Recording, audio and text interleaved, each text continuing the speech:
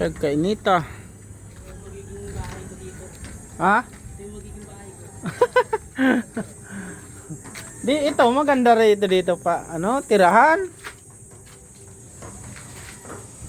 Kwarto?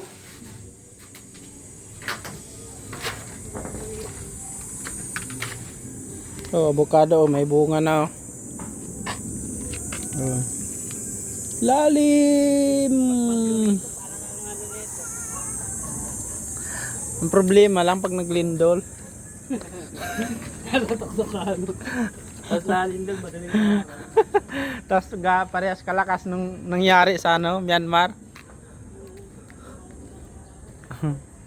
Yan oh. Grabe ang init, alas 9 pa nga oh. Lakas ng init.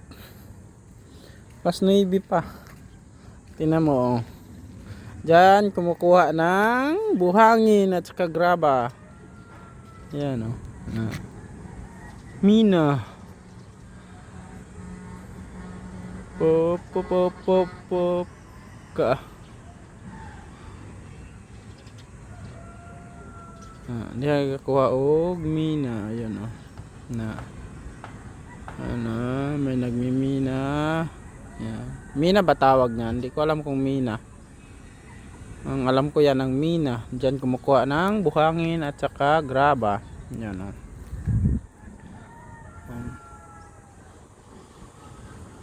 Kana siya mo na siya ay kalasag.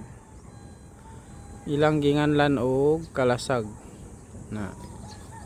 Ano, nikalit ra na siya og daghan og tukuray diha balay. Ano. Kalasag na siya diha og sa bukid pa sitio kala. Oh, ano. Yan makikita natin ang Laguna Lake. Laguna Lake. Yan oh. Laguna Lake.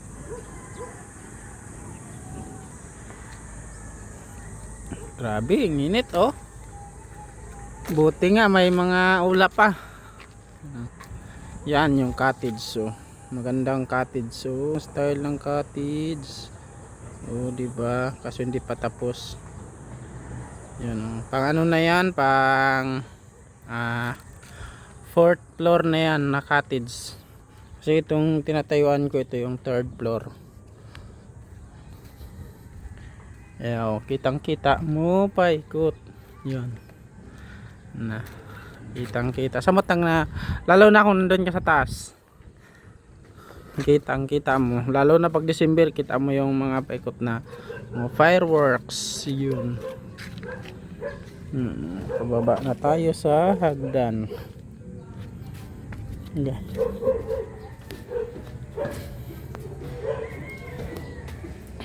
Tapos dito nag-aral si Kaloy. Ito yung eskwelahan ni Kaloy. Ito yung eskwelahan ni Kaloy. Oh, di ba? Ang ganda ng room. Meron pa dito isa, dalawa. Ayan oh. Ano? Ito yung room ni Kaloy, yung G. Ito isa oh. 4 na room to siya, 4 na room. Yun. Tapos ito yung plaza. Yan yung plaza.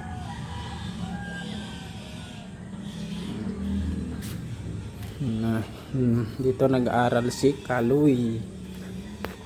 Si Kaloy Namo. Ito yung 2nd floor.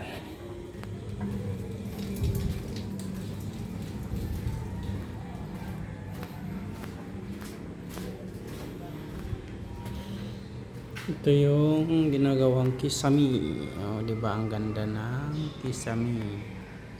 Yan, ang ganda ng kisame sa simbahan.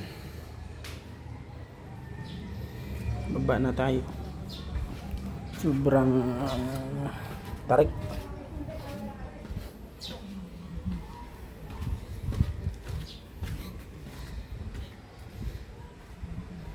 Yan po ang logo. Yan, yung wala pang kisame. Yan yung may kisame na. Sobrang taas.